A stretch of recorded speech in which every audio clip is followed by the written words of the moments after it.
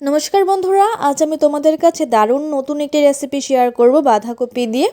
এই রেসিপিটা দেখতে যেমন সুন্দর হয়, খেতেও কিন্তু ঠিক ততটাই সুস্বাদু হয়। কোনো রকম কাটা বাটার ঝামেলা নেই, খুবই সহজ উপকরণে তোমাদেরকে এই রেসিপিটি আজ আমি করে দেখাবো। সবার প্রথমেই আমি এখানে এক টুকরো বাঁধাকপি নিয়ে নিয়েছি। এবার এই বাঁধাকপিটা থেকে একটা একটা পার্ট আমি এভাবে খুলে নেব। খুব বেশি মোটা অংশটা থাকলে তোমরা চাইলে বাদ দিতে পারো। আমি এখানে প্রায় 6 থেকে 7টা পার্ট খুলে নেব, খুব বেশি খুলবো না। তারপর একটা একটা পার্ট নিয়ে এভাবে ফোল্ড করে দেব। তোমরা যে কোনো শেপে তৈরি করে নিতে পারো, আমি ঠিক যে শেপে তৈরি করব সেই শেপেই কিন্তু বাঁধাকপিটাকে এভাবে ফোল্ড করে দিচ্ছি। দেখো, এইভাবে হাত দিয়ে একটু প্রেস করলেই কিন্তু শেপটা এসে পড়বে। এভাবে সবগুলো বাঁধাকপির পাতাকে ফোল্ড করে নিতে হবে।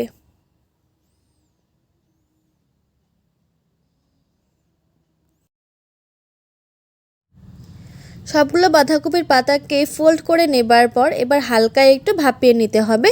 খুবই সামান্য পরিমাণ ভাপাতে হবে যাতে এর ক্রাঞ্চিনেসটা চলে না যায় বাঁধাকপির। তোমরা চাইলে যদি চাও যে নরম করে খাবে বাঁধাকপিটা, সেক্ষেত্রে বেশি ভাপিয়ে নিতে পারো, কিন্তু আমি জাস্ট হালকা একটু ভাপিয়ে নেব। বাঁধাকপিটা ভাপানো হয়ে গেছে। এবার আমরা অন্য আরেকটি বড় পাত্র নিয়ে নিয়েছি। এই পাত্রের মধ্যে দিয়ে দেব 2 বড় টেবিল চামচ মতো আটা। তোমরা চাইলে ময়দা দিয়েও করতে পারো, কিংবা যদি ঘরে বেসন থাকে সেক্ষেত্রে পুরোটা বেসন দিয়ে করতে পারো। আমি এখানে 2 বড় টেবিল চামচ মতো আটা আর 2 বড় টেবিল চামচ মতো বেসন দুটো মিক্স করে নিয়েছি। তোমরা যে কোনো একটা দিয়েও করতে পারো, যেটা অ্যাভেলেবেল থাকে। তারপর এর মধ্যে দিয়ে দেব স্বাদ অনুযায়ী একটু নুন। 1 টেবিল চামচ মতো চিনি দিয়ে দিলাম। এবার এই নুন আর চিনিটাকে বেশ ভালো করে একটু বেসন আর আটার সাথে মিশিয়ে নেব।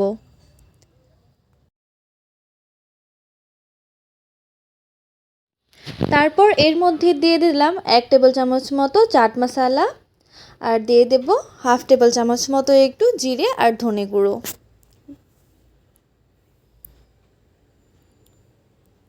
আর ঝালের জন্য এখানে আমি ব্যবহার করছি হাফ টেবিল চামচ মতো লঙ্কা গুঁড়ো।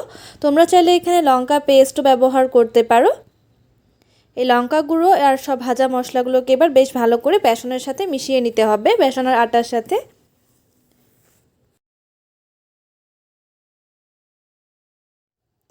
এই বেসন আর আটা একসাথে বেশ ভালো করে মিশিয়ে নেওয়ার পর এবার আমরা একটা শুকনো এই মিশ্রণটা অন্য একটি পাত্রের মধ্যে রেখে দিতে হবে। অর্ধেক শুকনো মিশ্রণটা কিন্তু আমি রেখে দেব, আর অর্ধেক যে শুকনো মিশ্রণটা নিয়েছি সেটা কিন্তু অল্প অল্প করে জল দিয়ে এর একটা পেস্ট তৈরি করে নিতে হবে। আর পেস্টটা কিন্তু খুব বেশি পাতলা করলে চলবে না, একটু ঘন করেই তৈরি করতে হবে, তাই অবশ্যই অল্প অল্প করে জল দিয়ে এর একটা ঘন মিশ্রণ তৈরি করে নেব। বন্ধুরা, তোমাদের যদি এই সম্পূর্ণ ভিডিওটি দেখার পর এই রেসিপিটি ভালো লেগে থাকে তাহলে অবশ্যই আমার চ্যানেলটিকে সাবস্ক্রাইব করে ভিডিওটিতে একটি লাইক করে দিও। আর তোমরা যেন অবশ্যই এই ভিডিওটি সম্পূর্ণ দেখার চেষ্টা করো, কারণ কোনো প্রসেস যদি মিস হয়ে যায় তাহলে কিন্তু ঠিকঠাকভাবে এই রেসিপিগুলো তৈরি হতে চায় না। তাই অবশ্যই তোমরা সম্পূর্ণ ভিডিওটি দেখো। মিশ্রণটা দেখো আমার কিন্তু রেডি হয়ে গেছে। এমন পর্যায়ে কিন্তু মিশ্রণটা তৈরি করতে হবে, খুব বেশি একদম ঘনও না আবার খুব বেশি পাতলাও না। তারপর একটা একটা বাঁধাকপির পিসকে এভাবে নিয়ে ভালো করে ব্যাটারের মধ্যে ডুবিয়ে দিতে হবে। বেশ ভালো করে কিন্তু ব্যাটারটা এই বাঁধাকপির গায়ে লাগিয়ে নিতে হবে।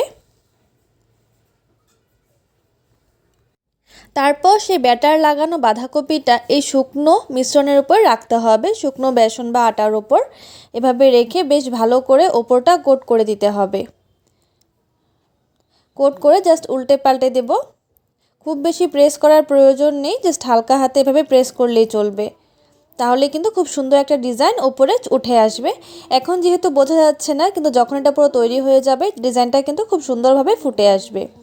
আর খুব বেশি প্রেস করবে না, প্রেস করলে কিন্তু ডিজাইনটা উঠবে না।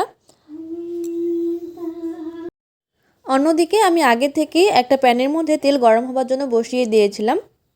তেলটা যখন ভালোভাবে গরম হয়ে যাবে, খুব বেশি না, যখন মিডিয়াম হিট হয়ে যাবে, তখন এর মধ্যে এক এক করে এই বাঁধাকপির পিসগুলো দিয়ে দেব। খুবই অল্প সময়ের মধ্যে কিন্তু খুব সুন্দরভাবে ভাজা হয়ে যায়। এক পিঠ ভাজা হয়ে গেলে আমরা এটাকে উল্টে দেব।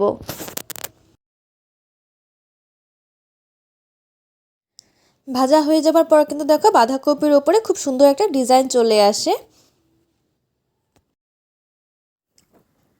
এই বাঁধাকপিগুলোকে কিন্তু দুপিঠে বেশ ভালো করে ভেজে নিতে হবে। অ্যাকচুয়ালি কিন্তু এই বাস্তবে বাঁধাকপির যে বড়াগুলো আছে দেখতে খুবই সুন্দর হয়েছিল, কিন্তু কেন জানি না এখন এতটা সুন্দর দেখাচ্ছে না মোবাইলে। কিন্তু তোমরা অবশ্যই বাড়িতে ট্রাই করে দেখো, খুব সুন্দর হয় খেতে এবং দেখতেও কিন্তু ভীষণ ভালো লাগে। সন্ধেবেলা চা কিংবা সস কিংবা যে কোনো চাটনির সাথে খেতে কিন্তু দারুণ লাগে। তোমাদের এই ভিডিওটি কেমন লাগলো অবশ্যই কিন্তু আমাকে কমেন্টস করে জানিও।